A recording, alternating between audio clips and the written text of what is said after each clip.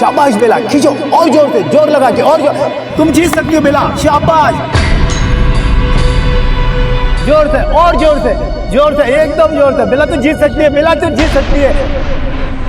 बसंती, क्या किया तूने?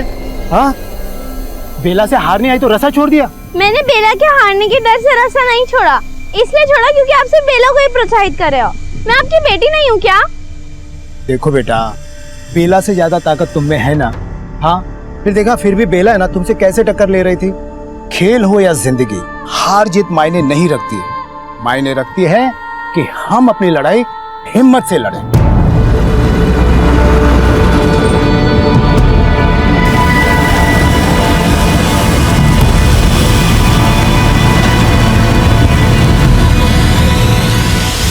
लीजिए, खाना खा लीजिए, आपको फिर दवाई भी लेनी है।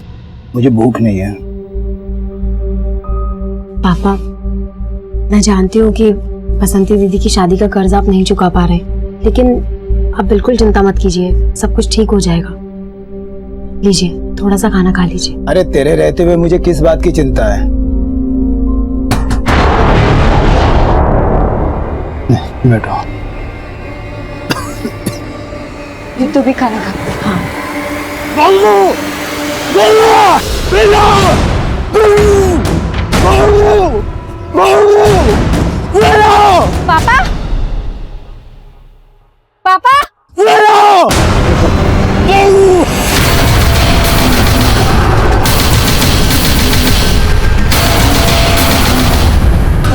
अगर पुलिस को कुछ ही बताया ना तो तुम लोगों को मार दूंगा, समझा? चल चलो रे।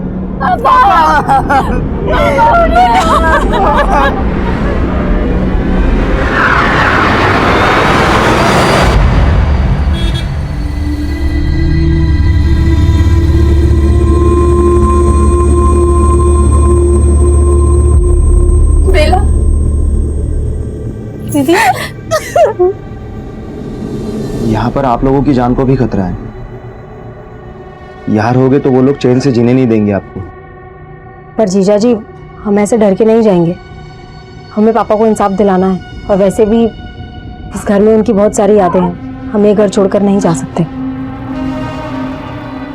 ठीक है, जैसे आप लोगों की मर्जी, पर अब हमें जाना होगा।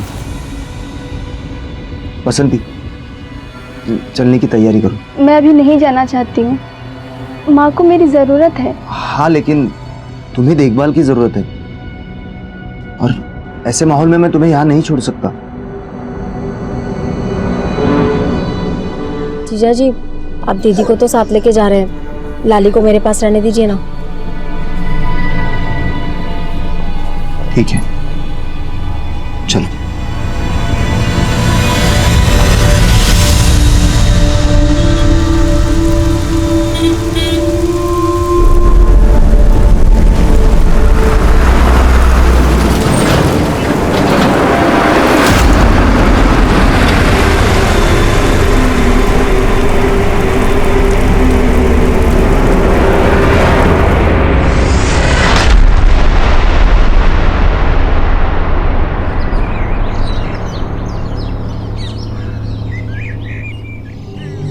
बेला का कुछ पता चला? नहीं, मैंने बेला दीदी को पहले ही बोला था कि इन चक्करों में नहीं पड़े। उसने ना खुद के पैर पे कुल्हाड़ी मारी है। अबे, कम से कम ऐसे वक्त पे तो उसे मत कोस। जाना, पता करना। कहाँ से पता करूं? वो ना हमारी सुनती है ना जीजा जी की। वो अपनी मर्जी की मालिक है। अब उसके चक्करों में पड़ के मुझे अपना वक्त बर्बाद नहीं करना।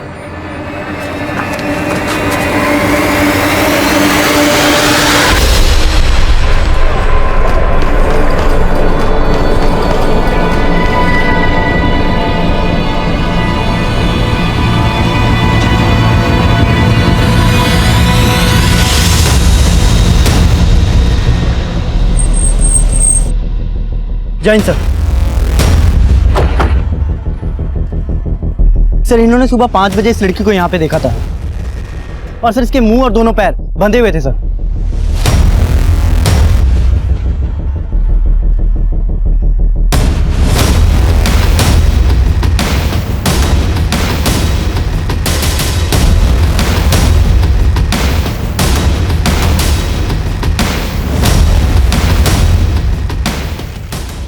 लड़की इस रास्ते से खुद को खींचते हुए वहां लेकर गई।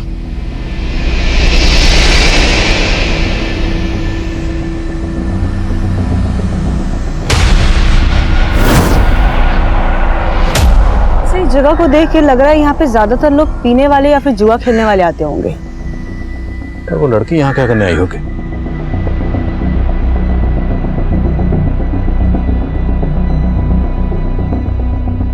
यहाँ से आगे ड्रैगिंग मार्क्स नहीं है। ऐसा हो सकता हो लड़की को गाड़ी में यहाँ पे लाया गया हो, उसके बाद रेप करने के बाद यहीं छोड़ दिया गया होगा। यहाँ आने जाने वाले सभी रास्तों के सीसीटीवी चेक करो। हो सकता है किसी में वो गाड़ी कैप्चर हुई हो। और जितने भी लोग यहाँ पे शराब पीने या जुआ खेलने आते हैं सबको राउंड ऑफ करो। Right sir.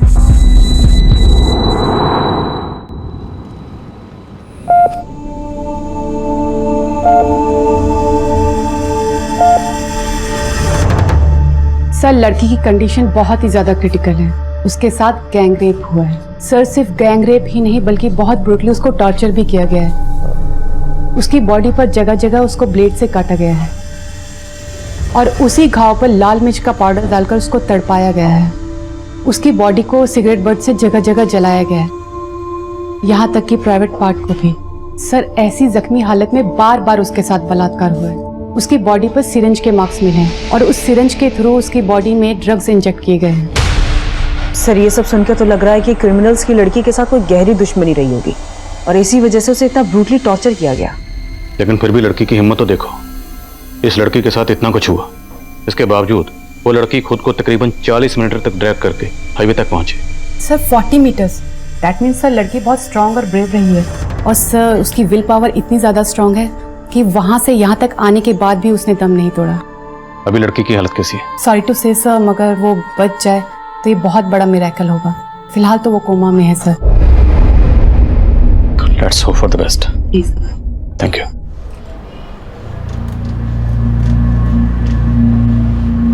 सर, ये रास्ता उसी एरिया की तरफ जाता है जहाँ पे हमें उस लड़की के ड्रैगिंग मार्क मिले और ये एसयूवी का नंबर अंधेरे की वजह से नजर नहीं आ रहा है। But sir, I am sure इसी एसयूवी से उस लड़की को यहाँ पे डंप किया गया होगा, क्योंकि 2 मिनट बाद ये एसयूवी इसी एरिया से निकलती हुई दिखाई दे रही है। अगर ये एसयूवी इस लड़की को डंप करने के लिए यूज हुई है तो शायद क्रिमिनल को लगा होगा कि लड़की मर गई, इसलिए वो इसको फेंक कर चले गए। क्योंकि इतना टॉर्चर करने के बाद वो इसे जिंदा रखने का रिस्क तो नहीं लेंगे। इस एसयूवी का ट्रेल फॉलो करो। यहाँ आने जाने वाले जितने भी रास्ते हैं, जहां पर भी सीसीटीवी है, सबकी फुटेज चेक करो। हो सकता है किसी सीसीटीवी में ये ऐसी भी कैप्चर हुई। Okay sir.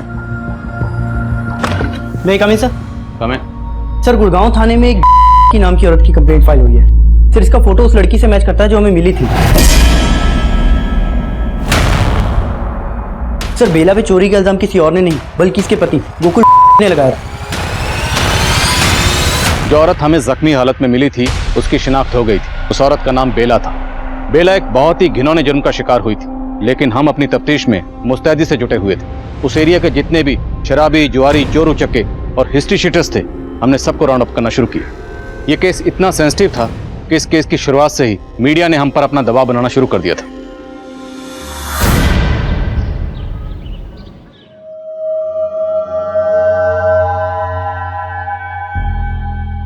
पापा, माँ ने आपको मना किया था ना दारू पीने, और फिर भी आप ये चुप। बढ़िया ही माँ वाली।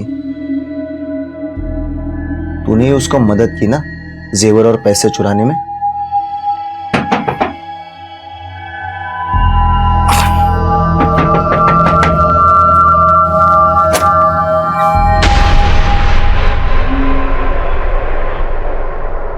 बेला हमें बहादुरगढ़ में जख्मी हालत में मिली। उसके साथ गैंग रेप हुआ। क्या रेप? तुम्हारी बीवी के साथ इतना कुछ हो गया और तुम उस पर चोरी का इल्जाम लगा रहे हो? सब वो मत करो। तुम गुड़गांव पुलिस के पास उसकी मिसिंग कंप्लेंट लिखवाने गए थे और अब उस पर चोरी का इल्जाम भी लगा रहे हो। साहब, मैं मानता हूँ कि बेला पर मैंने चोरी का इल्जाम लगाया, क्योंकि कुछ महीनों पहले जब हम अलग हुए थे तब वो यहाँ से पैसे और गहने लेकर जाने की कोशिश कर रही थी। ये सब क्या कर रही हो? मैं तुम्हें मेरा और पैसा बर्बाद करने नहीं दूंगा। मुझे इनकी जरूरत है, मैं थोड़े दिन में वापस कर दूंगी। इन पे सिर्फ लाली का हक है। कल को उसकी शादी होगी, अगर ये भी तू ले गई तो लाली का क्या होगा? लाली की फिक्र मुझे आपसे ज्यादा है। आपको ये गहने रखने हैं तो रख लीजिए, लेकिन लाली को मैं अपने साथ ही लेकर जाऊंगी। लाली पर तुम्हारा कोई हक नहीं है, और मुझे मेरी बेटी से अलग करने की कोशिश की ना तो अच्छा नहीं होगा। बेला मुझसे अलग होकर हमारे पड़ोस में ही उसकी सहेली के साथ रह रही थी। अभी 2 दिन पहले ही मैंने देखा घर से गहने और 25,000 रुपये गायब है। तब मुझे लगा कि ये सब वो लेके गई होगी। फिर मैं सविता के घर गया, उसकी सहेली के, लेकिन सविता के घर को ताला था और बेला का फोन भी बंद आ रहा था। फिर मैंने सविता को फोन किया। हेलो हेलो सविता, बेला कहाँ है? मुझे नहीं मालूम, मैं तो मेरे भाई के आई हूँ पिछले 2 दिन से। बेला का कहीं भी पता नहीं लग रहा था साहब। मैं तो उसकी शिकायत लिखवाने गया था लापता होने की, पर गुड़गांव पुलिस वाले मुझ पर भरोसा ही नहीं कर रहे थे कि बेला गायब हो सकती है। भरोसा नहीं किया था मतलब? बेला और मैं पहले भी उनकी जाति बर्दाश्त कर चुके हैं। 1.5 साल पहले भी उस पर रेप हुआ था, पर तब भी उन्होंने हमारी कोई सुनवाई नहीं की थी।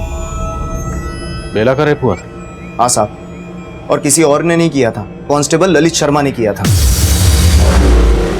बेला ललित शर्मा के घर साफ सफाई का काम करती थी।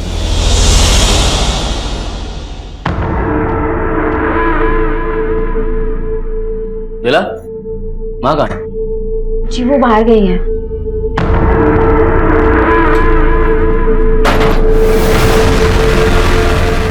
ये दरवाजा क्यों बंद कर दिया? अरे बेला, बहुत दिन से सोच रहा था कि तेरे साथ थोड़ा सा वक्त गुजारूं अकेले। ठीक, आज मौका मिल गया ना, आज हम दोनों अकेले हैं। चल बैठ के कुछ बात करते हैं।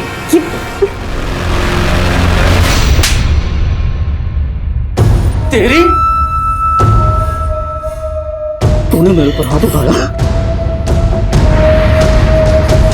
बेला ने मुझे उस बारे में बताया तो हम पुलिस स्टेशन गए, लेकिन उन्होंने हमारी एफआईआर नहीं लिखी, हमें थाने से बाहर निकाल दिया।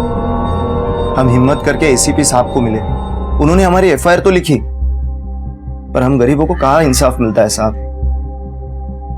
हम कुछ साबित नहीं कर पाए क्योंकि बेला की एफआईआर लिखने में देरी हो गई थी। लेकिन फिर बेला ने कहा कि हम हाईकोर्ट तक जाएंगे। आप लोग समझाइए ना बेला को, पहले ही थाने और कोर्ट के चक्कर काट काट के हम परेशान हो चुके हैं, और अब ये हाईकोर्ट जाने का बोल रही है। कहां से लाऊंगा मैं कोर्ट कचहरी का खर्चा?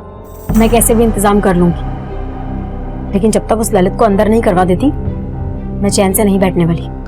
पर दीदी, पहले उस सब चीज की वजह से हमारी काफी बदनामी हो चुकी है, और अब तो मैं उसी बदनामी का दाग धोने की कोशिश कर रही हूँ बाबू।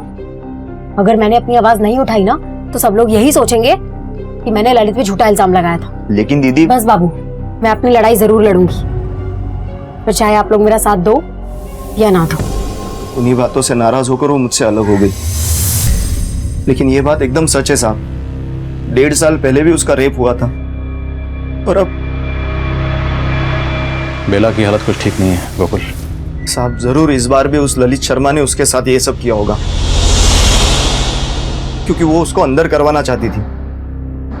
इसी डर से मैं उसको मना करता था कि ये सब ना करे। बेला अपनी जिस फ्रेंड सविता के साथ रहती थी उसका फोन नंबर और एड्रेस दीजिए। जी साहब।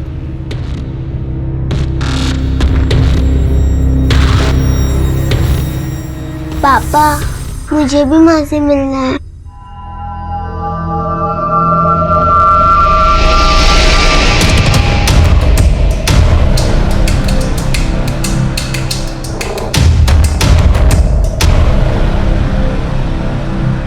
हाँ समय। सर बेला अपनी जिस सहेली सविता के यहाँ रह रही थी उसके घर पे ताला लगा हुआ है, लेकिन सर मेरी सविता से बात हुई है, वो भी अपने भाई के घर पे, और सर वो तब से वहाँ पे है जब से बेला गायब हुई थी। इन सब का हमारे केस से कोई ताल्लुक है? सर कुछ कह नहीं सकते, लेकिन बेला का भाई भी बहादुरगढ़ में ही रहता है। ठीक है, इनके बारे में सब कुछ पता करो, और जैसे कुछ पता चलता है मुझे तुरंत फोन करो। Okay sir. सर गोकुल के पड़ोसियों से एक बहुत ही इंपॉर्टेंट बात पता चली है। बेला गोकुल की दूसरी बीवी थी। गोकुल की पहली बीवी बेला की बड़ी बहन बसंती थी। गोकुल ने बेला पर सिर्फ चोरी का इल्जाम लगाया, लेकिन जब हमने बेला के पति गोकुल को बेला के गैंगरेप के बारे में बताया, तब गोकुल ने कांस्टेबल ललित शर्मा के केस का जिक्र किया। तमन, तुम बेला के घर वालों को मिलो और मैं कांस्टेबल ललित शर्मा को देखता हूं। Okay sir.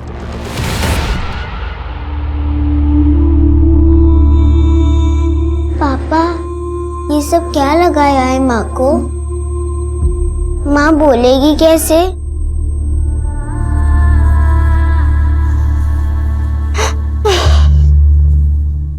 क्या हो गया?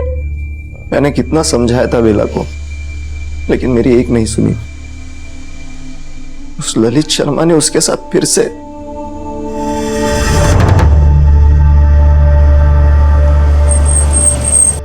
सर जी मैं जानता हूँ आप क्या सोच रहे हो, ये सर मैं साफ कर देता हूँ कि जो कुछ बेला के साथ हुआ ना, इससे मेरा कोई लेना देना नहीं है। लेकिन बेला ने तुम पर रेप का इल्जाम लगाया था। सर झूठा आरोप लगाया था और इस मामले में सीबीआई मुझे पहले क्लीन चिट दे चुकी है। लेकिन ये तो सच है ना कि बेला तुम्हारे घर में काम करती थी? हाँ सर सच है, वो काम करती थी। तो एक मामूली सी काम करने वाली औरत तुम जैसे पुलिस वाले पर रेप का झूठा इल्जाम क्यों लगाएगी? सर वो मेरी माँ का बदला मुझसे ले रही थी। किस बात का बदला? सर जी मैं यहाँ अकेला रहता था और जब मेरी माँ मेरे साथ रहने के लिए गांव से आई तो सर जी मेरी माँ को मालूम पड़ गया कि बेला दूसरी जात की है।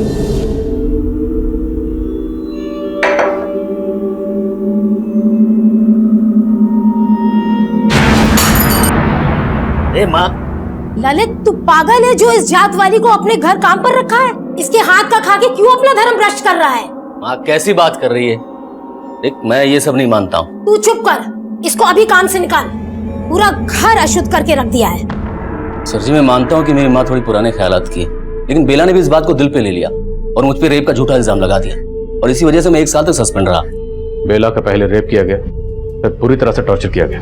बहुत ब्रूटल रेप है और उसकी हालत को देख के लगता है जैसे किसी ने कोई बहुत पुरानी नफरत निकाली उससे। और हमें पता चला कि अब वो तुम्हारे खिलाफ हाईकोर्ट जाने वाली है। तो कैसी डर की वजह से तुमने बेला? नहीं सर जी मैंने ऐसा कुछ नहीं किया, मेरी बात का विश्वास कीजिए। बेला ने अपने सपनों का बलिदान दे दिया, लेकिन क्या? लेकिन 1.5 साल पहले बेला का बलात्कार हुआ, इसी वजह से उन दोनों के बीच। लेकिन गोकुल जी ने उसका साथ भी नहीं छोड़ा, बेला को न्याय भी नहीं मिला। कुसुम जी गोकुल से अलग होने के बाद बेला आप लोगों के साथ भी तो रह सकती थी। ऐसी क्या वजह थी कि वो आप लोगों के होते हुए भी अपनी सहेली सविता के साथ रह रही थी? छोटे भाई ने 2 बातें क्या कह दी, वो नाराज हो गई। दीदी ये इंसाफ की रट लगाने से कुछ नहीं मिलने वाला। अरे गनीमत समझो कि इतना कुछ होने के बावजूद भी जीजा जी ने तेरा साथ दिया और अब तू उनसे अलग हो रही है। तो मैं ये कैसे बर्दाश्त कर लूं कि मेरा बलात्कार करने वाला इंसान खुला घूम रहा है? बस करो। अरे इन सब से कुछ हासिल नहीं होने वाला। पहले हमारे खानदान की इतनी बदनामी हो चुकी है और अब तू उनसे अलग होकर यहाँ आ जाएगी तो लोग। तो तुझे लोगों की फिक्र है, अपनी दीदी की नहीं। तुझे परेशानी है ना, तो मैं इस घर में आके नहीं रहूंगी। बेला और गोकुल के बीच में लाली को लेकर झगड़े चल रहे थे। यहाँ बेला के साथ इतना कुछ हो गया और गोकुल उस पर चोरी का इल्जाम लगा रहा था।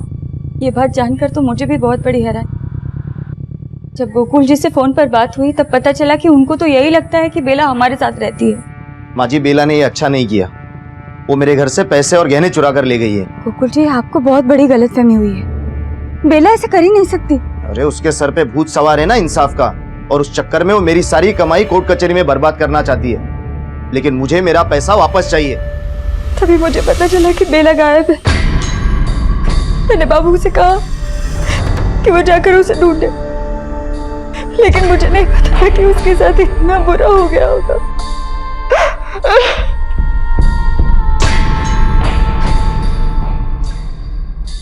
एक्सक्यूज मी सर, सविता के भाई के बारे में तो कुछ मालूम नहीं चला है, लेकिन सर 2 साल पहले बेला ने सविता के पति को जेल करवाई थी। लेकिन बेला तो सविता के घर पर ही रह रही थी। ये सविता कहाँ है अभी? सर वो अपने गुड़गांव वाले घर पे।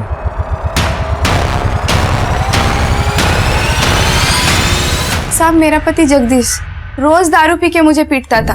बेला की वजह से ही मेरा पीछा छूटा उससे। जबान लड़ाती है तू। तेरे को सुनाई नहीं देता? पीछे हट, हाथ नहीं लगाने का। ए तू होती कौन है मियां बीवी के झगड़े के बीच में बोलने वाली? बहुत मत लगा उसको, समझाना। ए हट।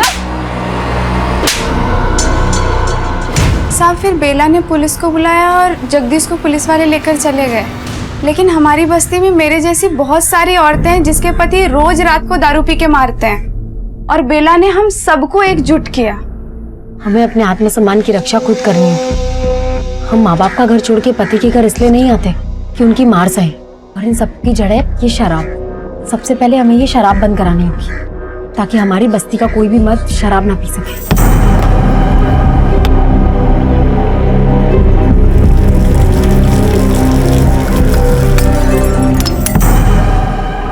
लेकिन उसके पति गोकुल का कहना है कि बेला उसके घर से चोरी करके भागी थी। साहब झूठ बोल रहा है वो, बेला ऐसा कर ही नहीं सकती है।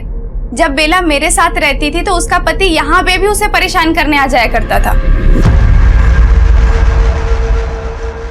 माँ, हम सब साथ में कब रहेंगे? पापा ने बोला था अब तुम मेरी माँ नहीं हो।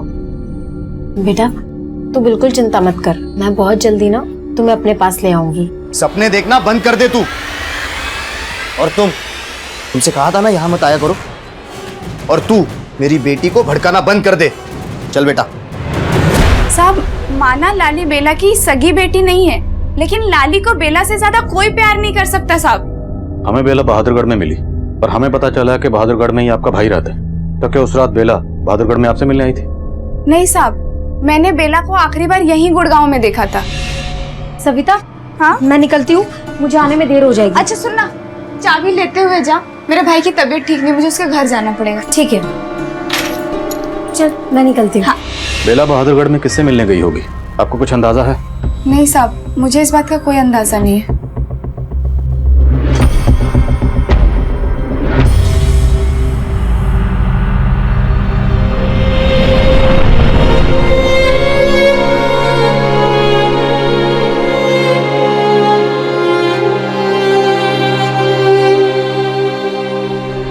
सही, सविता का हस्बैंड जगदीश 3 महीने पहले ही जेल से बाहर आया और जब से आया तब से गायब है। तो एक इम्पोर्टेंट इन्फॉर्मेशन पता चली कि इससे पहले भी चोरी और मारपीट के इल्जाम में जेल जा चुका है। तो इस जगदीश का मोटिव हो सकता है बेला से बदला लेने का? Yes sir.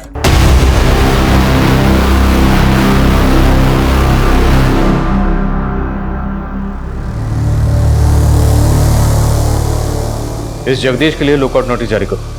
और कांस्टेबल ललित शर्मा के खिलाफ कुछ मिला? यस सर, कांस्टेबल ललित के बारे में पता किया। तो ये सच है कि कांस्टेबल ललित काफी टाइम से गुड़गांव में पोस्टेड है और बेला के साथ जो कुछ भी हुआ वो बहादुरगढ़ में हुआ। तो पॉसिबल है कांस्टेबल ललित शर्मा ने ये सब कुछ किसी और से करवाया, खुद ना करके किसी और को इस्तेमाल किया, शायद जगदीश को। मैं कम इन सर, बेला के कॉल रिकॉर्ड्स आ गए हैं। बेला का फोन 16 मार्च को बहादुरगढ़ में ही बंद हुआ था। और हमें बेला मिली 18 मार्च को बहादुरगढ़। उसके कॉल रिकॉर्ड्स में बहादुरगढ़ का कोई नंबर? नहीं सर, उसके कॉल रिकॉर्ड्स में बहादुरगढ़ का तो कोई नंबर नहीं है, लेकिन सर उसको लास्ट कॉल जिज्ञासा नाम की एक लड़की ने किया था। और सर ये जिज्ञासा एनजीओ के लिए काम करती है। एनजीओ? समान मिलो इस जिज्ञासा से। Right sir. एसयू की कोई लीड? सर वो एसयूवी एक दूसरे सीसीटीवी फुटेज में कैप्चर हुई है, लेकिन सर उसमें भी उसका नंबर साफ नहीं दिखाई दे रहा। तो और फुटेज चेक करो। हमारे लिए मुजरिमों तक जल्द से जल्द पहुंचना जरूरी है। और बेला से जितने भी लोग जुड़े हुए हैं सबके कॉल रिकॉर्ड्स निकलो। मुजरिम किसी से भी कनेक्टेड हो सकते हैं। Okay sir.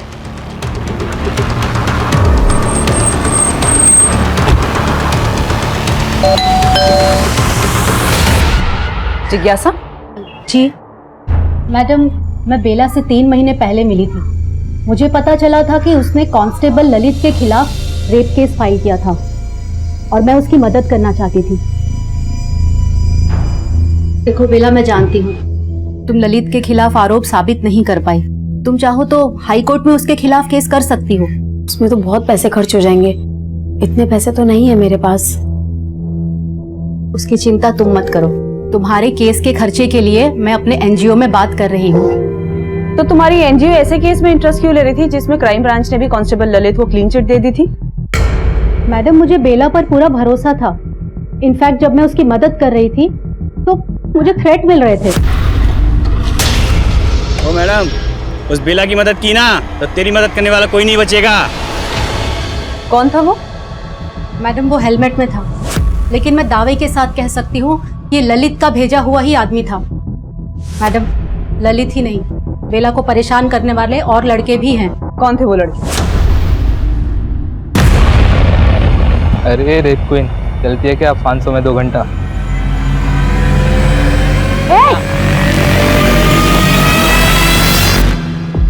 मुझे तो लगता है मैडम उन लड़कों को भी ललित ने ही भेजा था उसे परेशान करने के लिए। मैंने एक बार उन्हें बिना पता चले उनकी फोटो खींच ली थी। मैं इनके खिलाफ भी जाना चाहती थी, लेकिन तभी बेला के साथ ये सब हो गया। बेला हमें बुरी तरह से जख्मी हालत में बहादुरगढ़ में मिली। 16 मार्च को वहां पे उसका फोन भी ऑफ हुआ था और उसके फोन पे लास्ट कॉल तुम्हारे नंबर से थी।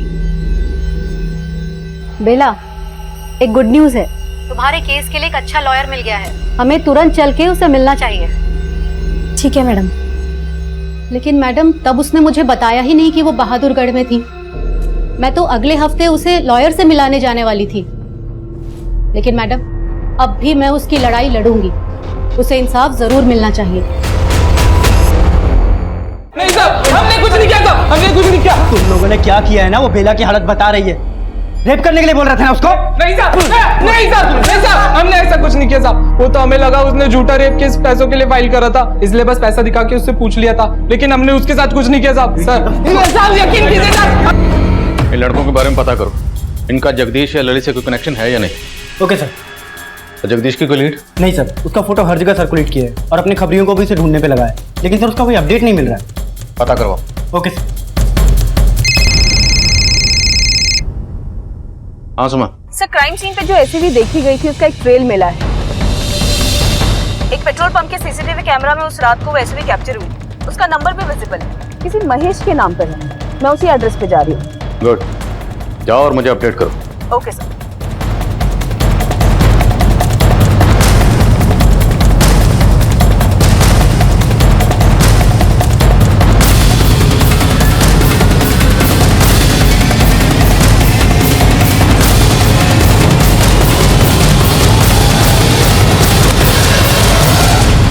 महेश आपका नाम है? हाँ जी, महेश हमारा ही नाम है। आपकी गाड़ी का ये नंबर हमें एक एसयूवी कार पे मिला और वो एसयूवी कार एक बेला नाम की लड़की के रेप में इस्तेमाल किया गया था। एक मिनट, ये नंबर हमारी गाड़ी का है, तो फिर एसयूवी पर ये नंबर कहाँ से आ गया? यही तो बात मेरी समझ में नहीं आ रहा है कि रेपिस्ट ने एसयूवी पे ये नंबर क्यों लगाया। कहीं आप तो कुछ नहीं छुपा रहे हैं? ना मैडम जी, मैं कुछ ना छिपा रहा।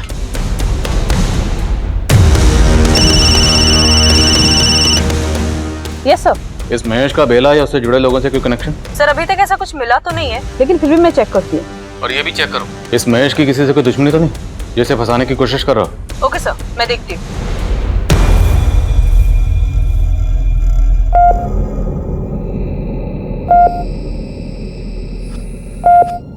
नानी, माँ ठीक कब होंगी? मुझे उनसे बात करनी है। तुम्हारी माँ जल्दी से ठीक हो जाएगी। वो ऐसे ही हार मानने वालों में से नहीं है। देखना, वो अपनी लड़ाई जरूर जीतेगी।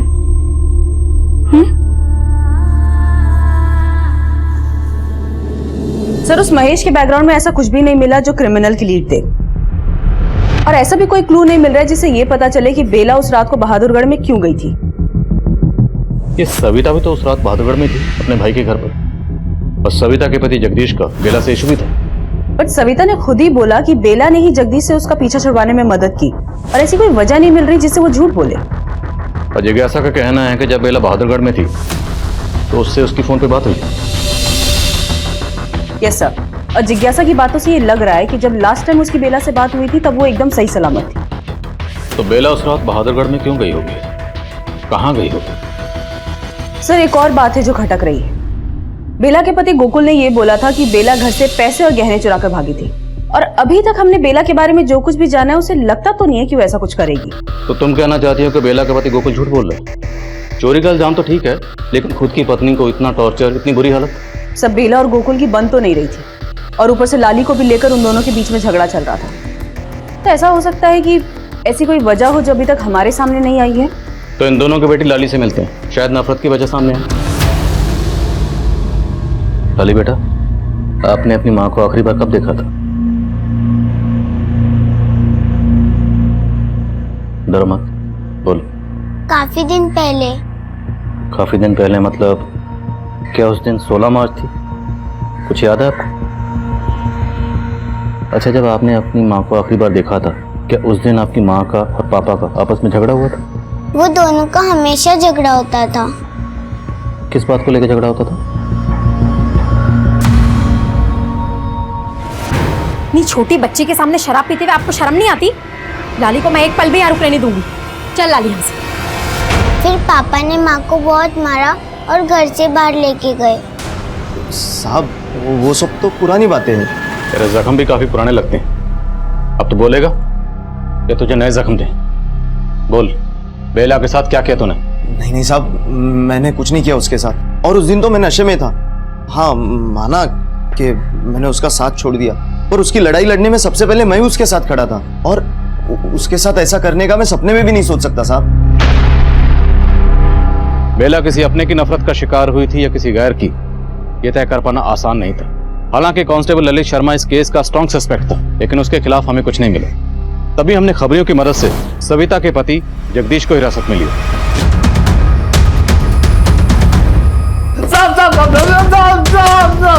एक मिनट, चल बोल। मैडम, मैं मानता हूं कि उसने मुझे अंदर करवाया, लेकिन आप मेरा विश्वास कीजिए, मैंने कुछ नहीं किया मैडम। जगदीश एक ऐसा मुजरिम था जिससे सच उगलवाना आसान नहीं था। पर तभी हमें इस केस का एक और पहलू पता चला। बेला के हादसे से कई साल पहले बेला के पिता केदारनाथ का कत्ल हुआ था और वो केस भी अब तक अनसॉल्व था। मैडम, मेरे पापा ने बसंती दीदी की शादी के लिए एक साहूकार से कर्जा लिया था, पर वो उस कर्जे को चुका नहीं पा रहे थे। हमें तो शक था कि जिन लोगों ने मेरे पापा को मारा है वो उसी के आदमी होंगे, पर उसके खिलाफ कुछ साबित नहीं हो पाया। बेला के भाई बाबू के बयान की बुनियाद पर हमने केदारनाथ मर्डर केस को बारीकी से स्टडी किया और उससे हमें कुछ नहीं मिला। दरअसल उस वक्त मुजरिमों ने जिस एसयूवी का इस्तेमाल किया था, उस एसयूवी के अलावा हमारे पास और कोई लीड नहीं था। और एसयूवी पर जिस महेश नाम के शख्स की गाड़ी का नंबर इस्तेमाल हुआ था, उस महेश की बैकग्राउंड में भी हमें ऐसी कोई बात पता नहीं चली जिससे हमें इस केस में कोई लीड मिल पाती। अब हमें यही लग रहा था कि बेला का बयान ही इस केस पर रोशनी डाल सकता है, लेकिन बेला की हालत दिन ब दिन इतनी नाजुक होती जा रही थी कि उसके बयान देने की दूर दूर तक कोई गुंजाइश नजर नहीं आ रही थी। लेकिन तभी इस केस में कुछ ऐसा हुआ जिसके बारे में हमने सोचा भी नहीं।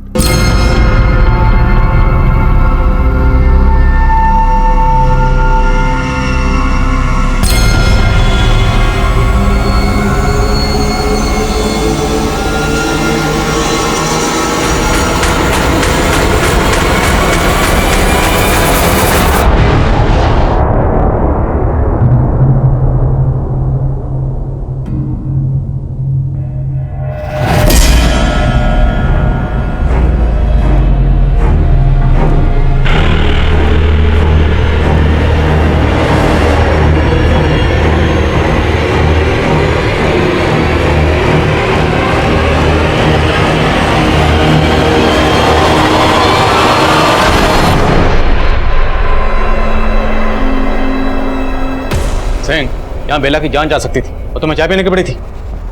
वन सेकेंड सर, मैंने यहाँ का सीसीटीवी फुटेज चेक किया, उसमें वो आदमी दिखाई दिया जिसने बेला को मारने की कोशिश की।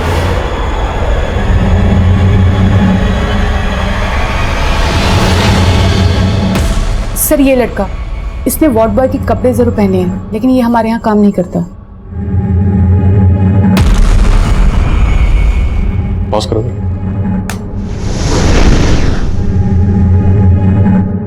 आप लोग जानते हैं सर? शायद कहीं देखा हो। नहीं साहब, हम नहीं जानते इसको। ये जो भी है पक्का उन क्रिमिनल से कनेक्टेड है जिन्होंने बेला का गैंग रेप किया।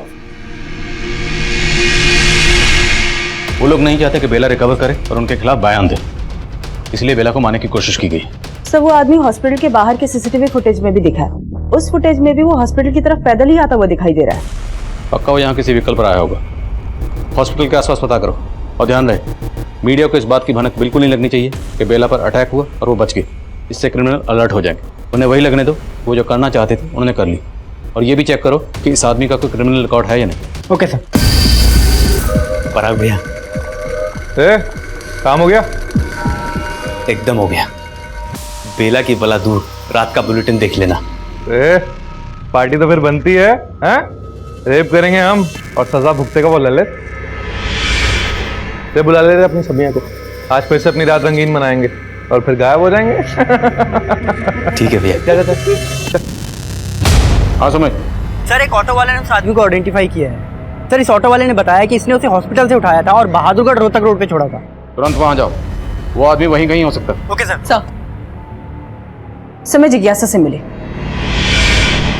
उसे बात करके एक हिंट मिली है। कैसा हिंट?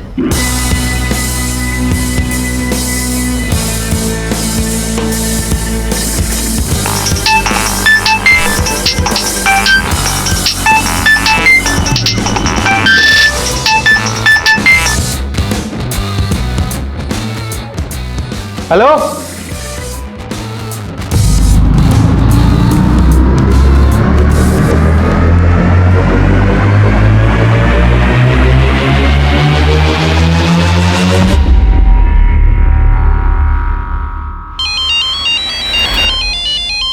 हाँ बोल। ओके राजेश, आगे से राइट लो, क्विक।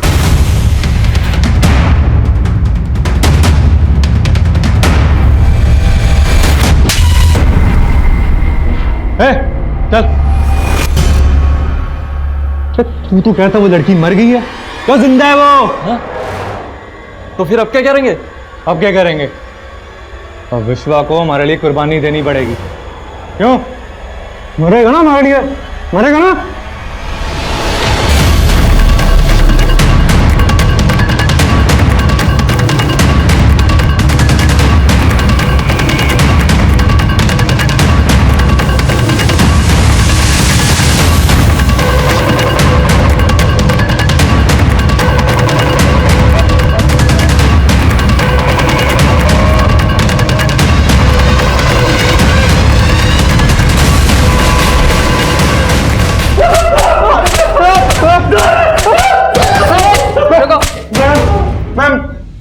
मैडम, ये विश्व हमारा दोस्त जरूर है, लेकिन हमने उस लड़की के साथ कुछ नहीं किया।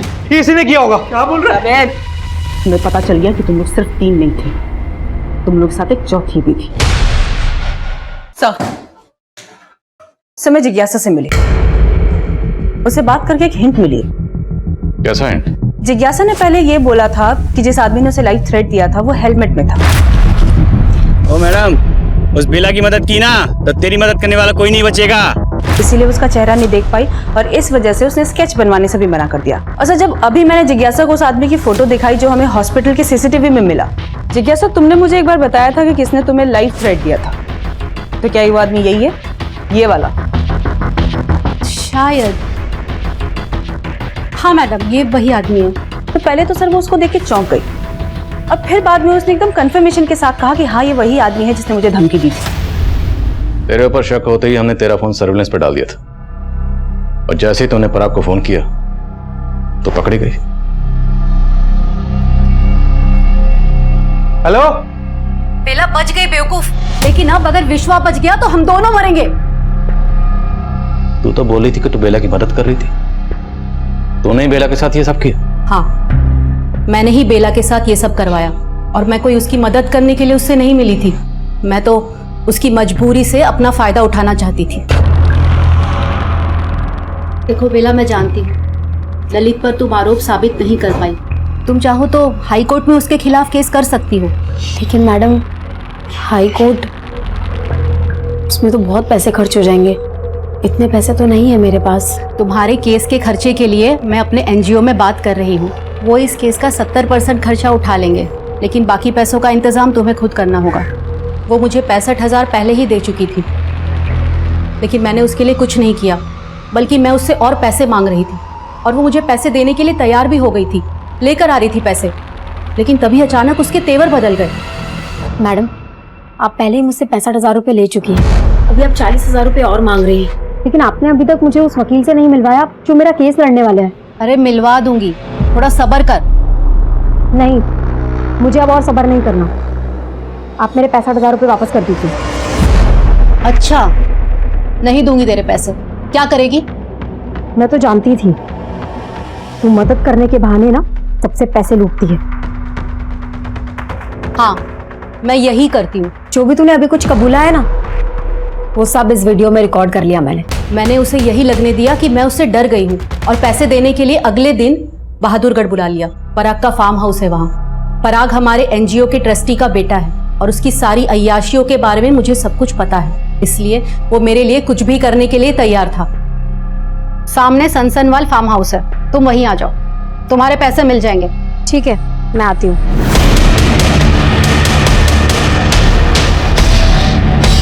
हमें लगा कि वो मर गई है, इसीलिए हमने उस रात उसे वहाँ पे फेंक कर चले गए, लेकिन बाद में मालूम पड़ा कि वो जिंदा है। और उसके बाद तुम लोगों ने उसे मारने की कोशिश की, लेकिन अब तुम तीनों हमसे नहीं बचने वाले। उठो इसे। खुद एक औरत होते हुए दूसरी औरत को जहन्नुम में धकेल दिया सिर्फ इसलिए क्योंकि वो तुमसे अपना हक मांग रही थी, और ये सब करके तुम उसे उसकी औकात दिखाना चाहती थी। तुझे तेरी औकात हम दिखाएंगे इस जेल में। बेला के मुजरिमों को तो हमने सलाखों के पीछे पहुंचा दिया, लेकिन बेला अब भी जिंदगी और मौत की लड़ाई लड़ रही थी, जैसे वो हमेशा अपने हक के लिए लड़ती आई थी। और डॉक्टर्स के मुताबिक बेला का यही जज्बा, यही विल पावर उसके जिंदा रहने की वजह बनी थी। लेकिन शायद बेला से एक चूक हुई थी। बेला को बहुत पहले इस बात का एहसास हो गया था कि जिज्ञासा उसके साथ फरेब कर सकती है, इसलिए बेला ने उसके खिलाफ सबूत भी जुटा लिए थे। लेकिन इसके बाद भी बेला पुलिस के पास मदद मांगने नहीं गई। क्यों? जब बेला ने कांस्टेबल ललित शर्मा पर रेप का इल्जाम लगाया था, उस वक्त पुलिस ने बेला की कोई मदद नहीं की थी। तो क्या इसी वजह से बेला का पुलिस पर से भरोसा उठ गया था? ये तय कर पाना हमेशा मुश्किल होगा, क्योंकि ललित शर्मा केस अभी भी अनसॉल्व्ड है। लेकिन बेला का भाई बाबू बेला की अधूरी लड़ाई लड़ने की कोशिश कर रहा है। अब मैं आदिल खान आपसे इजाजत लेता हूं। आपसे फिर मुलाकात होगी एक और नए केस के साथ। तब तक देखते रहिए क्राइम पेट्रोल दस्तक। मकसद बताना नहीं, बचाना है।